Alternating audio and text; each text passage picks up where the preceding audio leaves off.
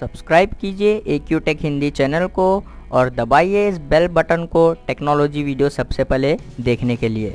Hello friends, welcome back to my channel. दोस्तों आज इस वीडियो में मैं आपको बताने वाला हूं दोस्तों MS वर्ड, एक्सेल और पावर पॉइंट जो है डिफ़ॉल्ट में विंडोज़ 11 में जो है कैसे सेट कर सकते हैं। तो इस वीडियो को एंड तक देखते रहिए।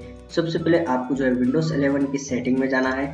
यहाँ पर सेटिंग के ऊपर क्लिक कीजिए, सेटिंग ओपन हो जाएगी। उसके बाद आपको जो है यहाँ पर ऐप्स के ऊपर क्लिक कर देना है। फिर आपको जो है यहाँ पर डिफ़ॉल्ट ऐप्स का जो ऑप्शन देखने को मिलता है, आपको जो है इसके ऊपर क्लिक कर देना है।